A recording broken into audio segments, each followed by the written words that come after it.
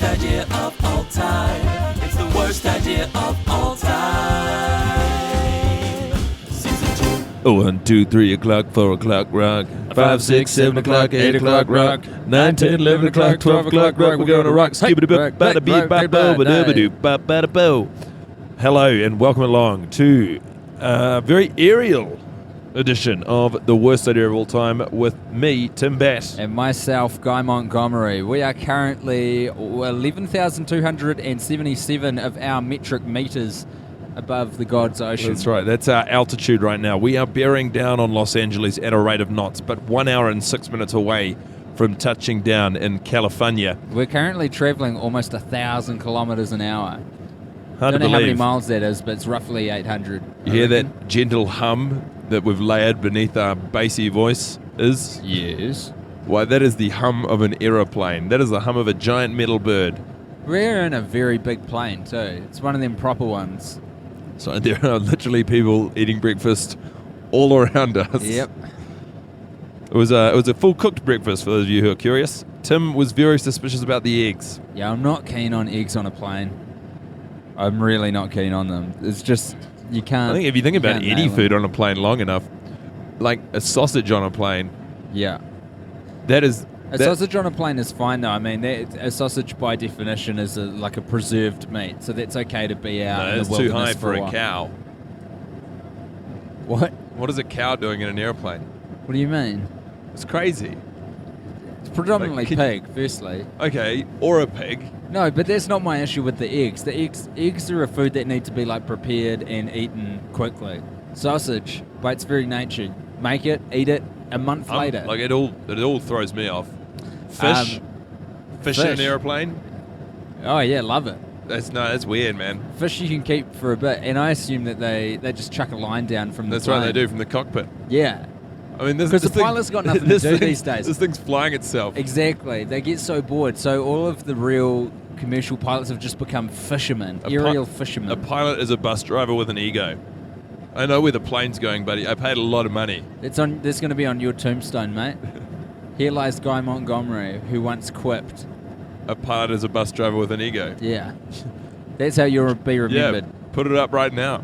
Hey, we just watched Sex and the City 2 for the 29th time One of the worst. on this plane ride. It was really bad, really, really bad. I Because mean- Guy and I, even though we're back together for the first time in ages. Didn't and feel it's- like it. Hey, It's can good I take a moment to Yeah. say it's great to have your company again, Little man. kiss. Lovely. Thank you so much for that. What a special gift. Every kiss is a gift. It's Remember great that. to be with you.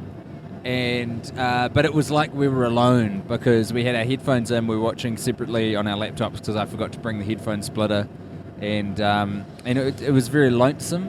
And everyone else was asleep on the plane. It was jet black. I mean, it's... And I I'd don't know had what- 2 Zopper clones. I was pretty Yeah. tired myself. Had to wake myself up from a deep slumber for this movie. Tim kept waking me up going, shall we watch it now? And Guy would say, 30 minutes, mate. Give me Half an 30 hour. minutes. Give me 30 minutes, Mum. I'll make it to school on time. You look like you're in a pretty blissful sleep, too. I am a very strong sleeper. Yeah, you're good at it. Any environment I can sleep, although I'm pretty confident because we've blown any chance of sleeping right through this flight that we're going to be all tuckered out once we arrive in Los Angeles, Oh, yeah. Nevada. Little Timmy and Guy are going to be weeping the weariness from our eyes. Hey, we're going to take an opportunity to thank a few people who made this episode possible. The first... Michael Patrick King. Michael Patrick King. It wouldn't exist without him. So I Obviously. want to say tip of the hat to you, Michael Patrick King. I'll take off a sweatshirt for you, Michael Patrick King. More specifically for our show, and even more specifically for this episode, a huge round of applause. I'd clap if I could in this plane for... Yeah, do it, Guy. Do a little round of applause for Karma Cola. Still on board, ladies and gentlemen. That's right. Karma Cola, fantastic company. They were They've one sent of us- the first companies to go back into Sierra Leone after the whole Ebola unpleasantness, which is great. Yeah, and Someone's got to kick that off. on a more personal note, after hearing I bathe in this stuff, they've sent me quite literally a vat of it. It's just a mix. It's a blend. Gingerella, Have you got it in there Cola. Yeah, I've gotten in there. How does it That's feel? why I haven't got my back off this. That's why I've been flying shirtless. My back's sort of fused to the fabrics here. Gotcha. Yeah, I'm very uncomfortable too. I'm worried what's going to happen when this plane lands. That's the power of Karma Cola. I'm actually smuggling some Karma Cola into the States as we speak. That's true. I've got it in my my luggage, and forgot to wrap it in any fashion, and it's where all my clothes are. So there's a very good chance that I've just got 2 smashed bottles of cola which have stained all my clothes and made everything sticky. But I will be safe in the knowledge that the sticky brown mess that's ruined my clothes was 100% fair trade and organic.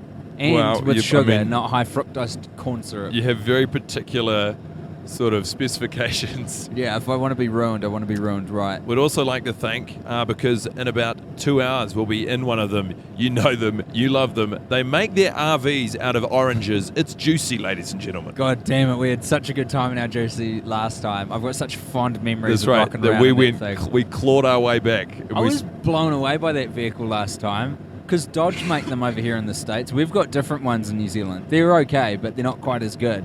And we were the ones here in America are amazing. We were rocking that thing around Los Angeles in February. We were sleeping up top in the pop-out penthouse. We were caning it. Without a care in the world. Save for when the park ranger at Joshua Tree came and said, "You're not allowed to sleep here." Yeah. I mean, that's right. supposedly, that is a Californian winter. You guys you got no idea. You've got no goddamn idea. I thought it was called California, guys. What's up with It's called Calisumya. Some really good weather. Juicy would like me to remind you that California doesn't really have winters, so there's never a bad time to jump in one of their awesome campers and go visit a national park or something, you know? And that will do. You got a beautiful country. Juicy travel. Thank you for that word from our sponsors. Hey, Guy. And now we wade into the very messy business. So this watch, I really sympathised with Charlotte, and I just couldn't help but feel the entire movie that Charlotte has been really fucked on. Nope. Because she didn't even want to come on the trip in the first place. She got bullied into it by the rest of the girls. She was the one who quite rightly was like, listen, I've got 2 young children at home. We're not 26 anymore. We can't just go gallivanting around. It's tricky when she makes that pitch to Samantha, because Samantha has no consideration for other people's children. Are mere they're not actual humans. They're just an inconvenience in the life of Samantha Jones. Yeah, like with that great line, I thought it was just going to be the 4 of us when Charlotte turns up with her kids. Yeah. So brutal.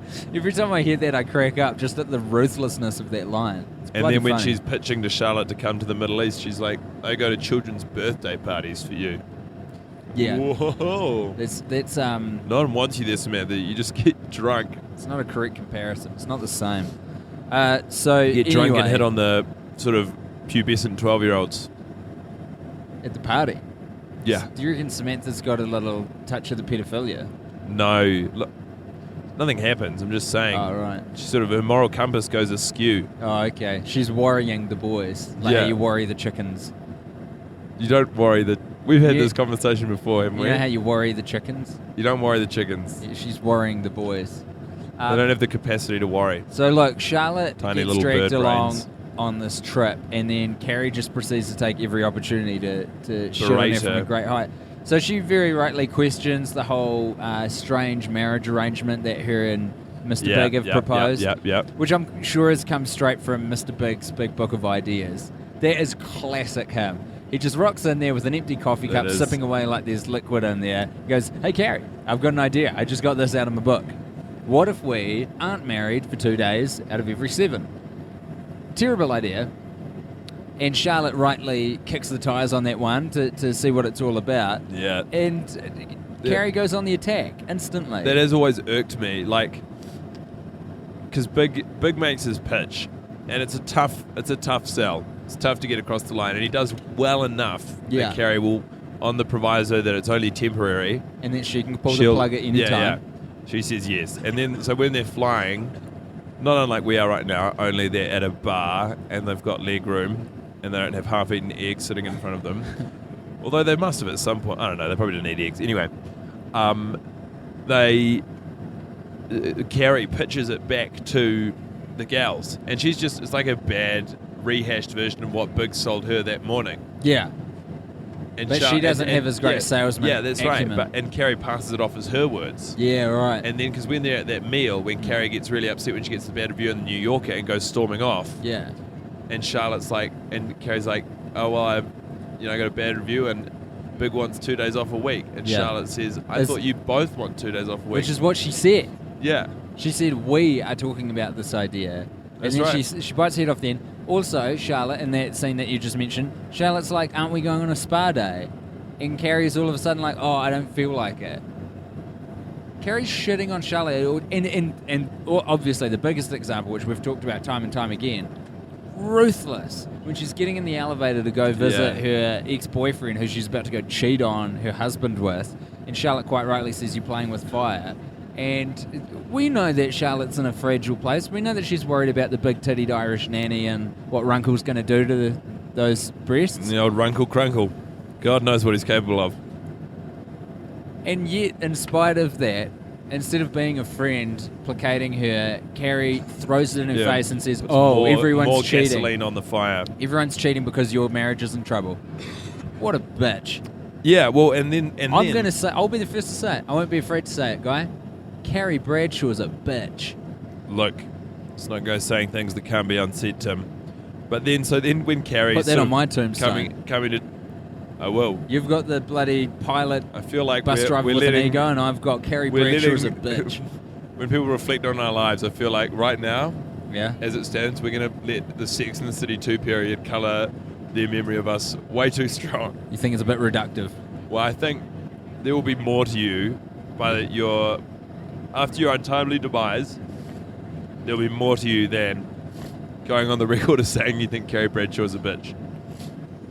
Sorry. Fair enough. Deal with some in-flight ailments. But what I was going to say is, so Carrie's sort of coming to terms. She calls Aiden about cheating, and then she's talking to... She calls Mr. Big, you mean? Yeah. She doesn't call Aiden. Or she probably does in secret. And then she's going to Charlotte.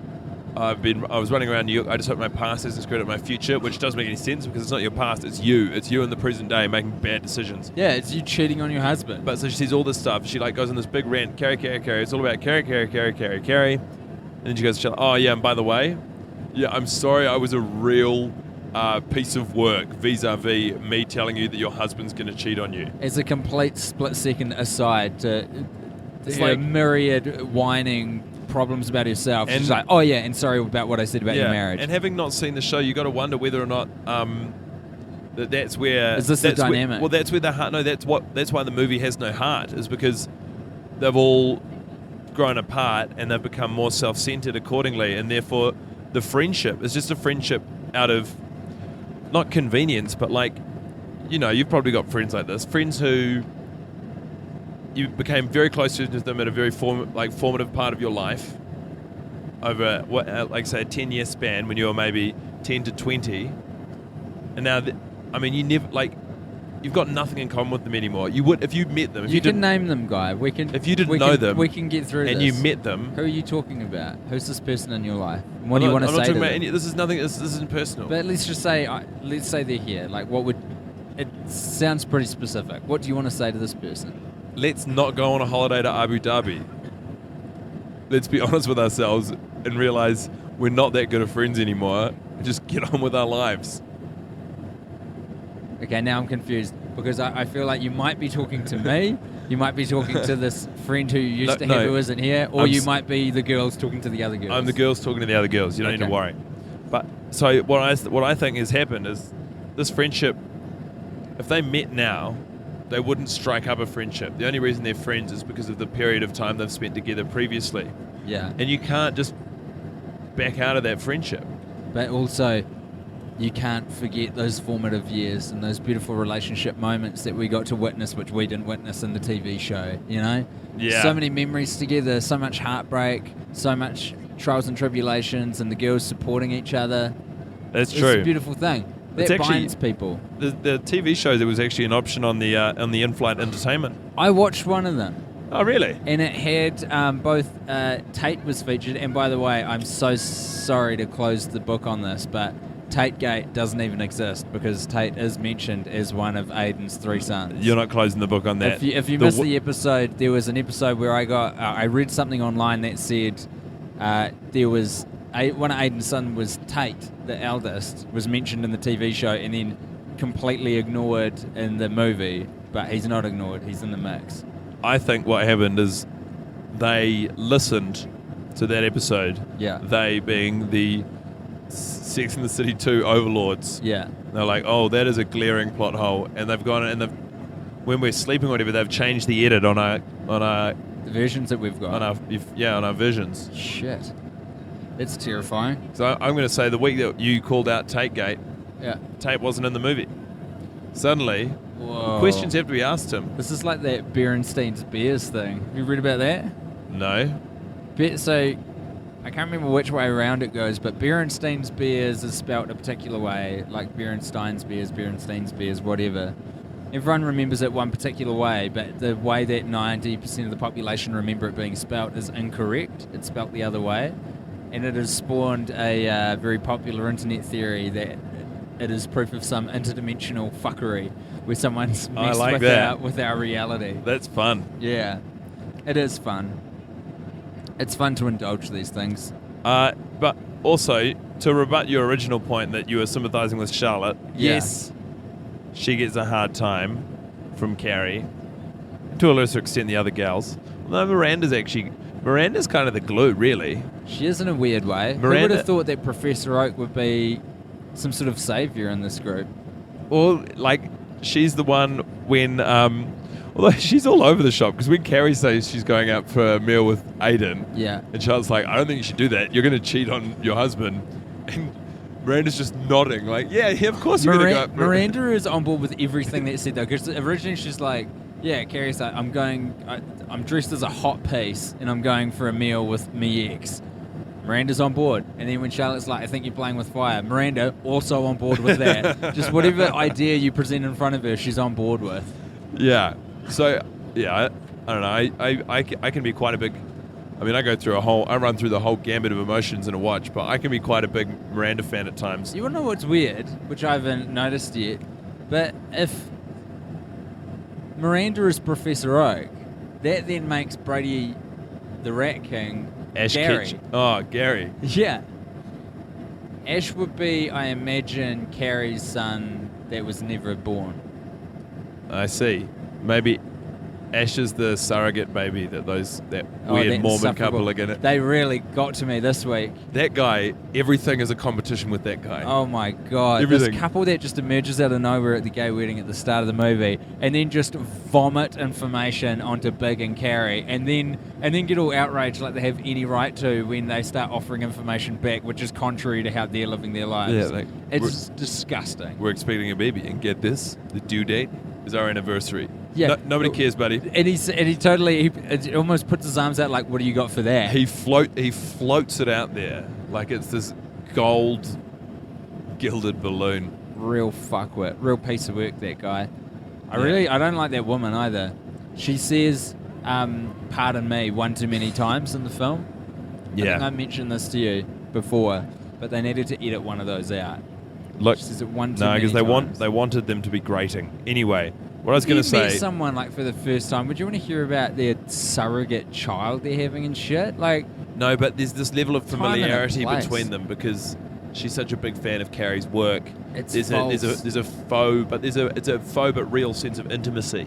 it's faux because it's only one-sided. Carrie and Big have never experienced these people before. This woman may have followed Carrie's writing to the letter for many years, but Carrie's never heard of this crazy broad. It's also faux because that's what they're serving as a sort of a brothy noodle dish at the wedding, which we never really talk about because it does sort of juts out against the rest of the.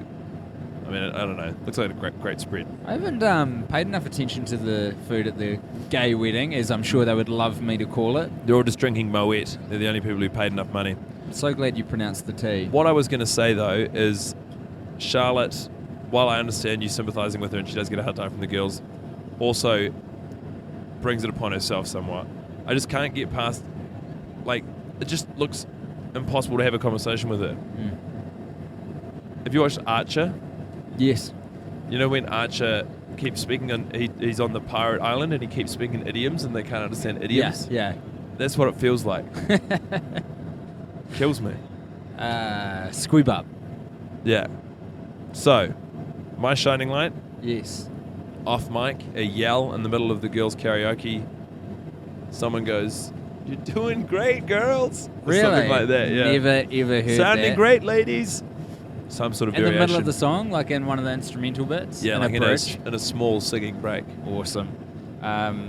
Did you want to elaborate on that, or that's you for this? I've got no more. My shining light is Kevin.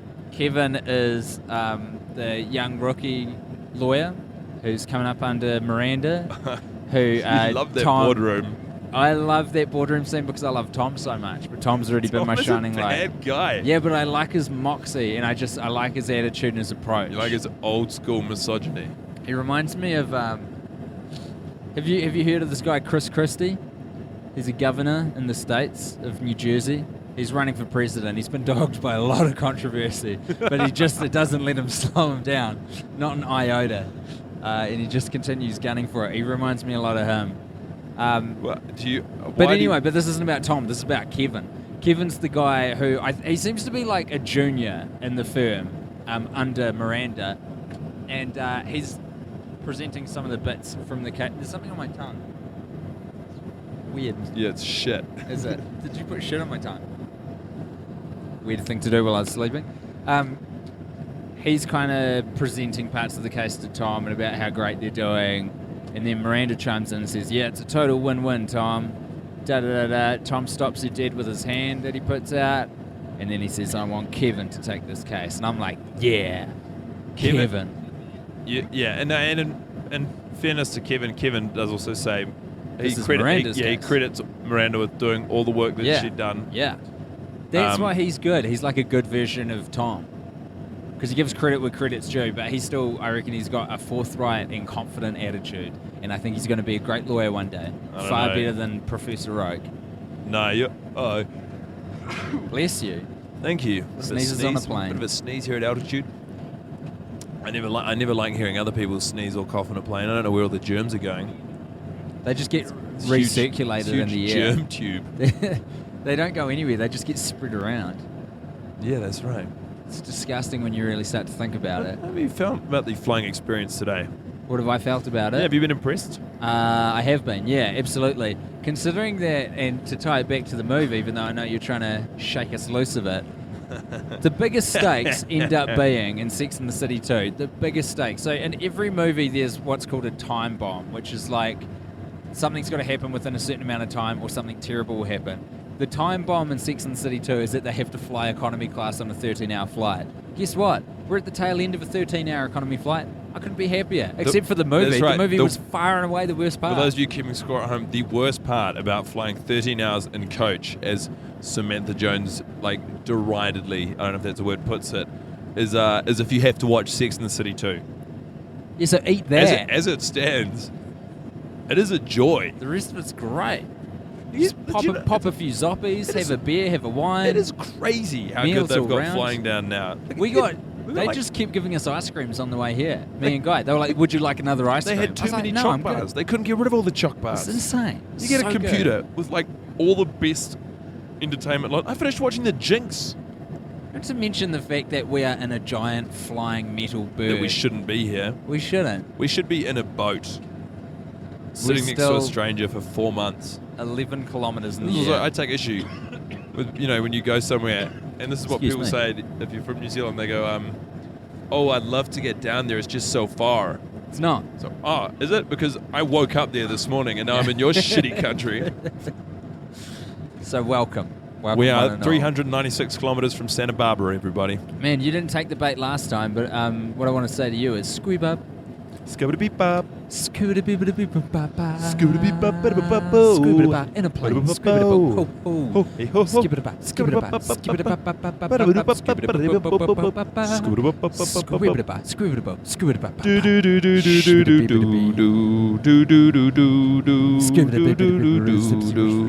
It's hard to get a roll on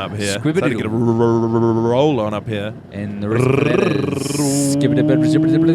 where's he going? Where's he flying to? That's right. As always, a regular feature here on the Worst Day of All Time in which we speculate as to the diabolical or maybe do-gooding plans of one coffee-drinking maverick. So I'd sort of put this to you. I met when I was in. I don't know. When I was in Sydney, I met. Show off. You were just in Sydney too. Yeah, I know. You were in Thailand. Yeah, that's true. Show off. You don't hear me banging on about it. Anyway, I do. continue. Off mic. That's all you talk about. I met a lovely lady by the name of Catherine from Canberra. Catherine from Canberra sounds made up because whenever you alliterate the first name and the place, Look, they're invented. I didn't name this person. I didn't choose in which city she lives. Well, she should move to Perth. Change your name to Catherine from Perth. Penelope. Anyway, so Penelope from Perth hit me with, and I do feel it's important to accredit her, and I do quite like this theory. Oh, we're just having our... we're getting the this rubbish. is great. We're just getting a... Going. Thank you. We're recording a we're podcast. doing a podcast. Yeah, it's fun. Yes. What's your name? He doesn't want to talk. We've got a very lovely attendant. The most lovely steward. Yeah. He's been giving me water all night. Truly. Oh, this is the dude. I Very remember. generous with the hydration. Very generous indeed. You can't get rid of all this water. We're carrying a lot of water on this plane. That's It's about probably for the best. 1,000 litres. He's like, you've got to drink more How many water, man. legs? We're going down. That doesn't change the weight just because it's in your body. I'm like, well, what do you want me to do with it? Flush it down the toilet. I didn't pack it. How He scary. keeps bringing out cups of water. Scary airplane toilets. These ones don't have the real scary ones, but the one I was in coming back from Thailand, man, they were one of those ones that just periodically will do the suction thing. Yeah. I heard a story once, I think it was an urban legend, I don't know if it was true, about a woman who got a prolapsed anus, kind of like caught one of those, one of those suction toilets, and it No. like sucked her innards out. No. I think it was true, guy. Oh, I think God. it really happened to someone. That is a phenomenal urban So myth. I had to kind of like hover just above so that there was no way I could create an airtight seal. I was too scared. Yeah, that's just horrible. Anyway, sorry, coffee guy, you were saying? Yeah, so Angela from Adelaide, I met her after the show. No, Catherine from Canberra. Yeah, Let's look, be accurate. Let's look. credit where credit's due. Mary from Melbourne. Yeah. And she said to me, you've got to meet my friend Caitlin from Cairns, who is a sweet angel. Or Delia from Darwin. Anyway, she's a big alliteration fan, this lady. Tiffany from Tasmania. That's right. Or it's actually more accurately Harriet from Hobart, all right? Yeah. People don't identify with the whole state, territory, whatever you call it in Australia. She put it to me, and I thought it was so good I couldn't help but want to share it with everyone, that Coffee Guy, what's happened is there has been... you don't need to worry about the detail of how this happened, but a Freaky Friday type scenario. So a body swap between Coffee Guy and Samantha Jones, PR agent extraordinaire. Oh, I'm going to botch this. I can't remember it vividly enough, but pretty much. So what's happened is it could have either happened a long time ago or recently.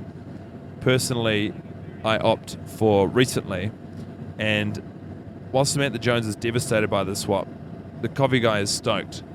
He's jazzed. He's got, he hasn't been enjoying his life, whatever. He's got a whole new life, a whole new group of friends, Yeah. a whole new spectrum of like opportunity and responsibility. So he gets to hang out with the gals. He's got this great new job in PR. That's right. He's leading an exciting new life in NYC. And that's the first thing you notice happening is he is torpedoing this PR company. Why do you think it's all going down the tubes? Yeah. This guy's been working in middle management his whole life. That got me. That like Carrie's got a book that's just come out, and I know she writes books fairly often, but still, I feel like Samantha should kind of be all hands on deck, not immediately pursuing a trip overseas. That's exactly right. And so, what's happening is, I don't quite know how he's managed to absorb and embody the spirit of Samantha so brilliantly, but he has, and it's gone by unnoticed by all the gals. And so Samantha Jones, who's just plodding around in this middle-aged guy's body, miserable and like, oh, how can I overcome this? Is following the gals around pretty surreptitiously. Yeah. And goes along, so he follows them to the coffee shop, parks up behind them. Here's what Coffee Guy in Samantha Jones' body is plotting. Yeah. A trip away, like a trip to Abu Dhabi, and just is slamming coffee, and is so... Just a little cabin announcement from the pilot there. Oh, he's just saying we're coming in. I better put the tray table up. He's telling us about the weather. We'll figure it out, mate. Yeah, we're going to be out there Pretty soon. sure it's 30 degrees all the time in California. Pretty sure it's 30 degrees and sunny. Anyway, so devastated is Samantha Jones by the discovery that COVID guy in Samantha Jones' body has taken the girls on a trip to Odo, just has the COVID and can't even handle it anymore and just storms out. And then this is further supported by, and this is evidence I noticed today, when Samantha Jones hands over her passport, when she's getting in big trouble in Abu Dhabi, there's a photo of it, and the photo of it is of like a regular middle-aged dude in her passport. Because you can't, you can change bodies, but you can't change passports. Do you think that there's some weird, black magic element where it's kind of almost similar to the Force, where people see the passport, which is actually accurate, but the body's been swapped, but they look at it and they're like, yep, that's fine.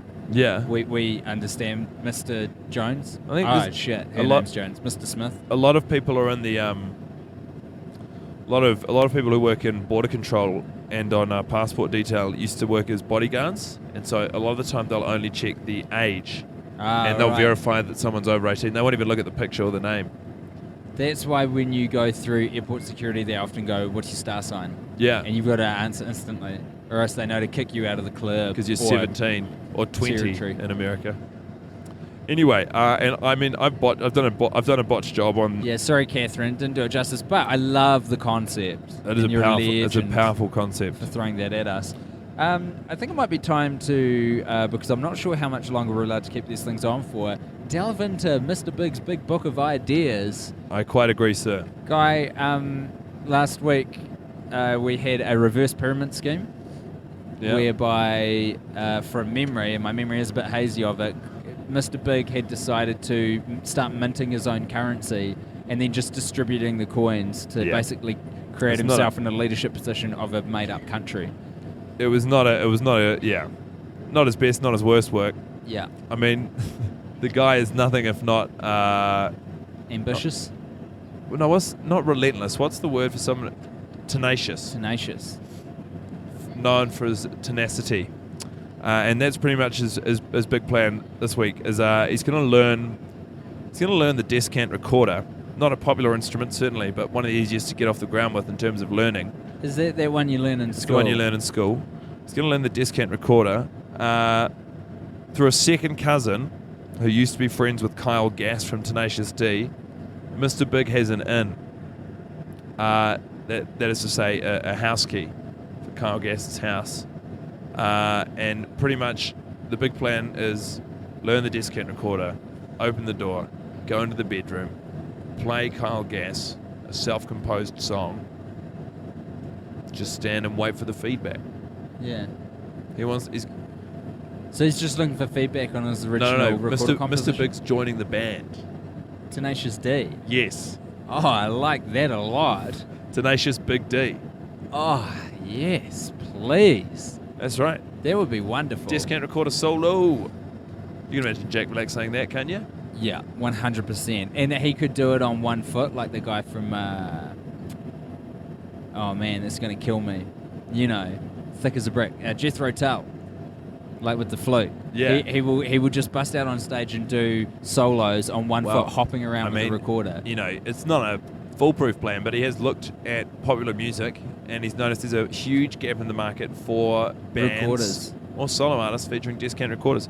Probably because it's a horrible, invasive sound. Do you think that would give Tenacious D, what is now Tenacious Big D, license to re-record every song they've ever released before and just add a recorder solo and fang it out as a new I would single? imagine the first port of call or point of order for the band would be recording a Christmas album featuring special releases. Heck yes. So regular, like just Christmas tracks, like a cover of Mariah Carey singing a Christmas track, a cover of Bing Crosby singing a Christmas track, and then the bonus tracks are all the Tenacious D songs so far recorded and released, featuring Mr. Big on recorder.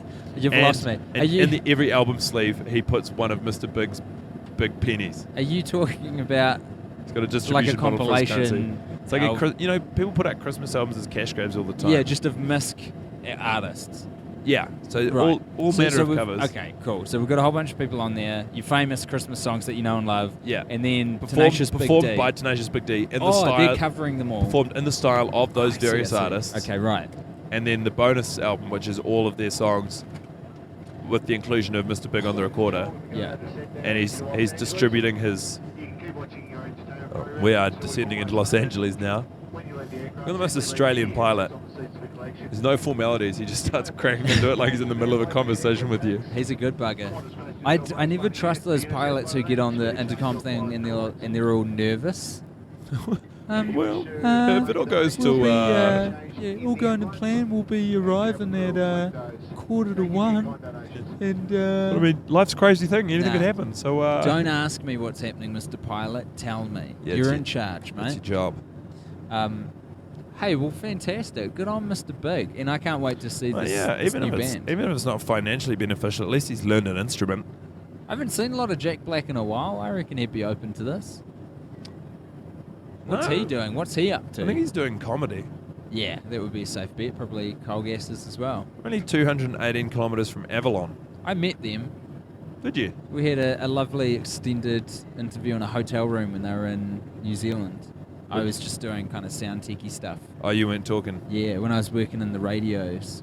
All right. Now Radio industry. who's bragging? I worked in radio. I've I been am. to Thailand. Yeah, I met Tenacious D before they were Tenacious Big D. Yeah. Such cool guys. Is that all the admin? Yeah, that's all the admin. While we're in LA, obviously, you can check us out at the LA Podfest, or if you're not lucky enough to be in the city.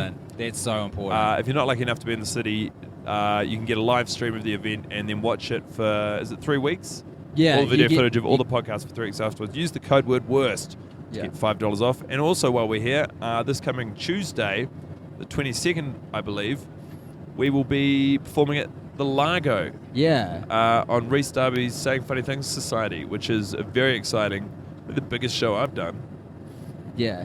The biggest show I've done by multitudes. by some margin. I'm cacking myself. I'm And- going to fuck this up, guy. No, My you're comedy gonna go career's great. over. Christian Schall is headlining. You'll know from Bob's Burgers, or The Last Man on Earth, or Flight of the Conchords, or her own stand-up comedy career, which is going gangbusters. Yeah, she's really good. I've seen some clips of her online. She's so funny. It's not a contest, right? Oh, I can work YouTube. You're a real piece of work, Bat. I would like to take this opportunity again to say thanks to Juicy for making such great vehicles and letting us ride around inside of you. And I would also like to And say... also for understanding what mess you're going to have on your hands when we empty my vat of Karma Cola into the van.